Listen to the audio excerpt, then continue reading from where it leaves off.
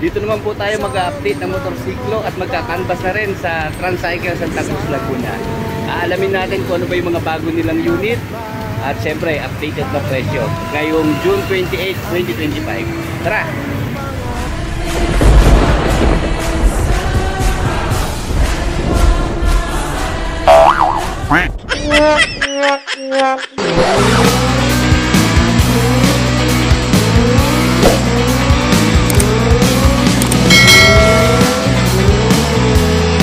Madali lang po malocate ang Tricycle Santa Cruz, Laguna.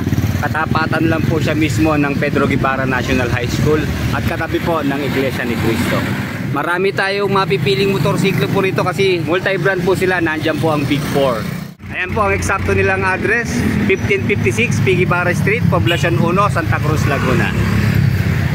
Meron pala silang parapol. Yun nga lang po, April 15 hanggang June 30 lang siya ngayon 2025. So malapit nang matapos. Ang ganda ng major prize nila, oh. Winner X ng Honda. Okay, mukhang maraming sariwang motorsiklo sa loob, ah. Okay, ang business hour po pala nila Monday to Saturday, ano po ito, 8:30 hanggang 5:30 ng hapon. Sarado po sila kapag linggo. Wow, fully air condition po dito sa loob.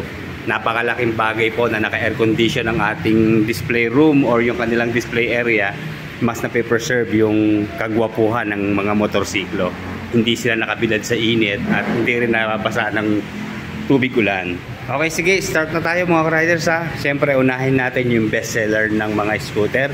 Ito pong si Honda Click version 3. 125 po yan, pero model 2025 na. Nandito po yung kulay white na combine po sa blue. Siyempre, dun tayo sa presyo. Pero, gwapo pa rin niya hanggang ngayon, di ba? Habang tumatagal, lalo siyang kumikisig. Okay, sa Honda Click 125 version 3. Dito po sa Tricycle, ngayon pong June 28, 2025, ang cash price po niya ay nasa 85,964 pesos. Then, ang down payment po niya, 4,600. Sa 36 months po, 4,123.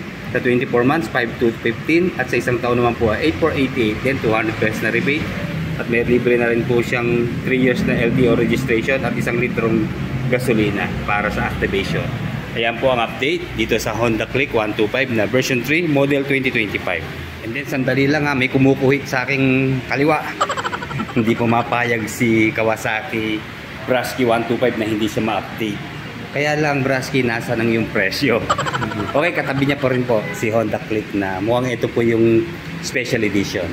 Hanapin natin yung price mo, ha. Modenas 125. Pa meron pa pala dito. Honda Click pa rin. Siyempre Sniper. Mamaya ka na Sniper, ha. Ito muna tayo kay Kawasaki Brasky 125. Okay, ang cash price po ni Brasky 125 ay nasa 78,058 pesos. 3,800 na lang po ang kanyang down payment. Mukhang nagbaba sila. Then sa 36 months po, 3,643. Sa 24 months, 4,636. At sa isang taon naman po ay 7,613. Ayan po ang updated price kay Kawasaki Brasky 125. And then dito sa Honda Click version 3, sandali, kaya pareho lang din ang presyo syempre. Then sunod na natin itong si matte black ng Yamaha Sniper 155cc. Bali, ito na po yung ABS version. Okay, dito po sa Tricycle, ang kanya pong updated price sa Sniper R ay nasa 148,700 pesos. 17,400 po ang down payment. And then sa 36 months, 24 months at 12 months po, ayan ang kanilang presyo. Screenshot nyo na lang po at marami pa tayong i-update. Abutin tayo dito ng oras-oras kapag inisa-isa po natin. And then, ang ganda pala ng glossy black ng Suzuki Bergman Street 125. Parang ngayon ko lang ito nakita itong kulay na ito. Diba? Lakas ng appeal.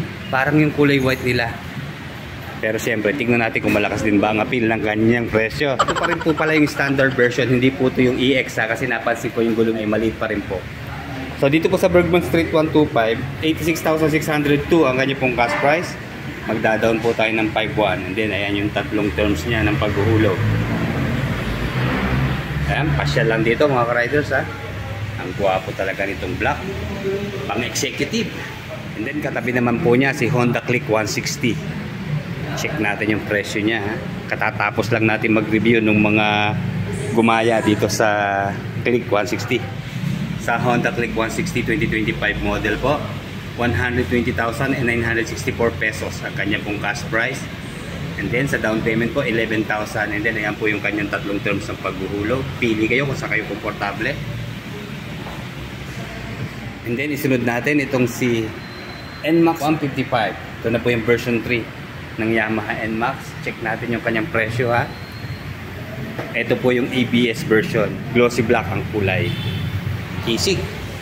Okay, sa kanya pong cash price, ayan, 158,700 pesos. Magda-down po kayo ng 18,400 pesos.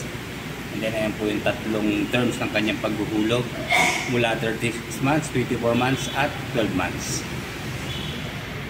And then syempre bukod po dito sa standard version ng Bergman Street 125, andito po pala ang Suzuki Bergman Street EX. Ito po yung malaki na yung gulong sa likod. Ayan, size 12 na rin po yung kanyang diameter sa rear tire. Okay, update na natin yung kanyang presyo. Bali, ang kanya pong cash price ay nasa 95,602 pesos. Down payment po 9,300.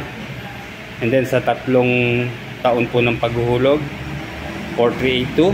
Sa dalawang taon naman po 5,542. At sa isang taon naman po ay 9,021 pesos. Ayan po ang update dito kay Bergman Street EX 125 pa rin po siya ng Suzuki. Balikan lang natin itong si Honda PCX 160 na version 2. Sa ngayon po, inaantay pa natin yung updated na price kasi kararating lang po dito nitong PCX 160 version 2. So, balikan muna natin yung version 1. Alamin natin yung kanyang presyo. Ito na po yung version 1 ng PCX 160. ABS po ito mga riders ha. Sa updated price po niya ngayong June 28, 2025. Ayan po, 153,964 pesos. Magda-down po tayo ng 12,000 pesos. And then ayan po yung pinakamahabang term niya sa paghuhulog sa tatlong taon po, 7,429 monthly. And then ayan po yung dalawang terms pa. May rebate pa rin po siyang 200 pesos mga riders. Guwapo talaga ng matte black, di ba? Pang-executive ang datingan talaga. Isunod naman po natin si Yamaha Pacho 125. Meron pong kulay white dito. Ayan ang kanya pong updated price. 96,700 pesos. Magda-down po tayo ng 11,300 sa installment. And then sa tatlong terms, pinakamahaba po ay 4,696. Sunod naman po natin ang Honda ADB 160. Okay, ganun pa rin po ang kulay. Wala lang po dito yung kulay red. Black white lang po ang available dito sa Transcycle. So nandito po ang presyo ng ADB ng Honda. Okay, sa updated price po niya ngayong June 28, 2025, ang cash price po ng Honda ADB ay nasa 170,964 pesos. And then sa installment po, 16,600 po ang kanyang down payment. And then ayan po yung tatlong terms ng pagbabayad. Sa tatlong taon po, 8,303 monthly. And then bago po natin isunod yung mga Mio series ng Yamaha, dito muna po tayo sa Mio Aerox 155 na standard version. Nakita ko po kasi naka-display na yung kanyang presyo. Ayan, matte blue po ang kulay. Sa cash price po ng Aerox 155 standard, 125,800 pesos. Da-down po tayo ng 12,700 sa installment, and then sa 36 months po, 5,902. May rebate pa rin po silang 200 pesos. Ayan po ang price update dito po sa Transcycle ng Aerox 155 standard version. And syempre yung pong Mio Aerox S, ito po yung naka ABS na at saka meron pong stop and start system. Okay, sa kanya pong updated price, 148,800 pesos. May price difference po sila ng standard na nasa 23,000 pesos. Okay, sa down payment po ng Aerox S, 24,700 pesos installment. 3 years na hulog, 6,563. And then sa 24 months, 8,175. At sa 12 months naman po ay 13,345 monthly. Ayun pong update sa Aerox S 155. And then nakita ko rin yung mga paboritong kulay ko sa Mio i125. Ito po talaga yung gusto kong color combination. Cyan blue sa white, saka yung sa pink. Okay, syempre pare-pareho po lang presyo niyan. Hanggang dito po sa kulay black. Ito po ang kanilang price. Sa cash po, 80,700 pesos. Down payment po, 3,900. Sa tatlong taon po, 3,987. Sa dalawang taon naman po, 4,949. At sa isang taon naman po ay 8,032 pesos monthly ang hulog niya. Ayan, yung mga paborito nyong kulay, available po dito mga riders. So. Then, isunod na natin yung Mio Gear S Then meron din Mio Gear na standard. Unahin na natin tong matte black, ang gwapo. Bali ito po yung may stop and start system. Siyempre mas mataas po ng konti yung kanyang price. Dito po sa Mio Gear S125, 87,200 pesos po ang cash. And then installment po, down payment na 6,000. And then ayan po yung kanyang monthly hulog. Sa 3 taon po, 4,358. And then siyempre mababa po ng konti itong si standard ng Mio Gear 125. Bali pareho naman po silang FI na. Okay, dito po sa standard ng Mio Gear, 82,200 pesos po ang cash. 4,800 naman po sa installment, ang down payment. And then sa 3 taong hulog po, 4,169. Yan, yung kanyang presyo. Ngayong June 28, 2025. Sa standard, available po dito ang matte gray. Gugwapo ng kulay. And then, hindi natin nakuha yung presyo ng Honda Click na special edition po. Meron pala dito sa likod. Okay, ito po yung glossy black. Ganda ng dating talaga pag black. Okay, dito po sa 2025 model ng Honda Click 125 version 3. Ayan po ang kanyang presyo sa cash, 88,964 pesos. Down payment po niya 5,300. And then sa pinakamahabang terms po ng paghuhulog, 4,365 monthly. And then ayan po yung dalawang terms pa. And then may mga accessories din po pala silang tinitinda dito sa Transcycle. Kaya meron po silang top box, may mga engine oil, may helmet din naman, saka mga iba pang gamit or pyesa sa mga motorsiklo nyo. Medyo konti lang po sa ngayon pero marami po yan. Basta canvas lang po ay dito. Nako, nalampasan pa natin, magtatampos yung Honda Beat 110. Ito pa naman ng isa sa mga pinakamabentang scooter ngayon sa atin sa Pilipinas, di ba? Ganda ng kulay white, oh. Okay, updated price po ng Honda Beat Premium 110 ngayong June 28, 2025, 77,464 pesos. Sa down payment po niya, 4,100. At ayan po yung tatlong terms sa paghuhulog sa 3 taon po, 3,689 monthly. Ayan po ang update sa Transcycle po ito, dito sa Honda Beat 110 Premium. And then dito naman po sa right side natin, kadalasan Suzuki, saka mga pan-tricycle po ng Honda at saka Kawasaki na rin. Pero siyempre unahin natin ang hari ng underbone ngayong 2025. Magkano na nga ba? Ang Suzuki Raiders 150 FI. Sa cash price po ng Suzuki Raider FI, 125,102 pesos. Down po tayo ng 12,600 sa installment. And then ayan po yung tatlong terms niya. Sa 3 taon po, 6,062 monthly. And then syempre kung may FI, meron pa rin po siyang carb type. Nandito nga lang po sa unahan. Okay, sa carb type naman po ng Suzuki Raider 150. Ganda ng kulay, di ba? Pati sa mags, kulay pula na rin, no? Okay, dito po sa carb type ng Suzuki Raider, 112,102 pesos ang cash price. 8,800 po ang down payment. Sa 3 taon, 5,669. Sa 2 taon po, 7,011. At sa 12 months naman po, 11,316 monthly kanyang hulog. And then, katabi po niya, mga FI na po. So, pareho ng presyo doon sa nauna nating kinanbas. Ibang kulay lang po ito. At para sa mga katropa natin pong namamasada ng tricycle, meron po sila dito Honda TMX Supremo. Check natin yung price, Okay, dito po sa Transcycle, ang cash price po niya ay 82,964 pesos. Magda-down po tayo ng 7,300. And then ayan po yung tatlong terms ng paghuhulog. Dito na lang po tayo sa 36 months. Ayan, 4,160 monthly. Ayan po ang updated price ng Honda TMX Supremo. Bali 150cc po yan mga riders.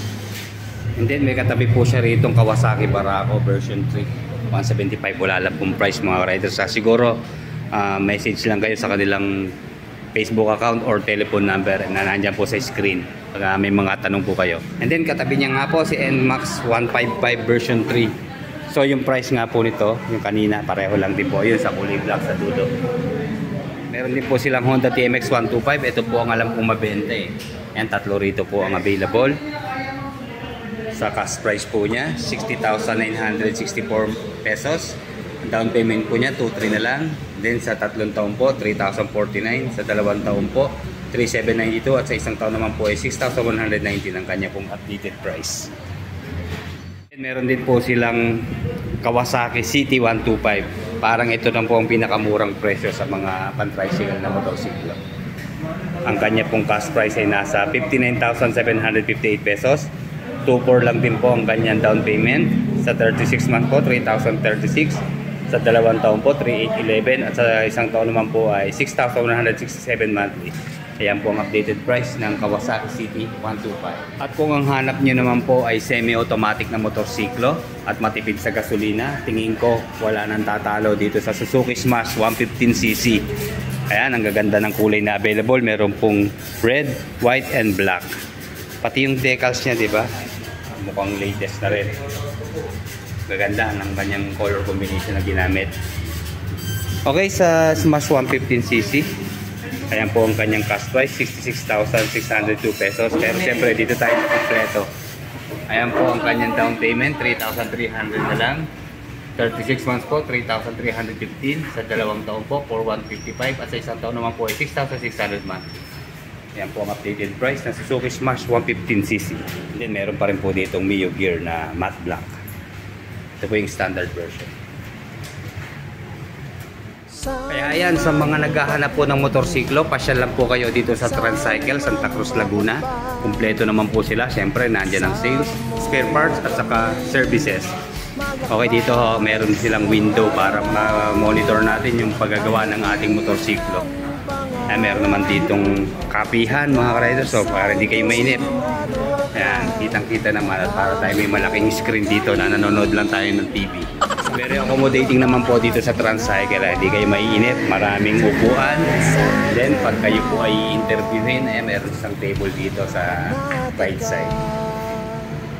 Saan man patungo, saan man mapadpad, kasama mo kami maglakbay para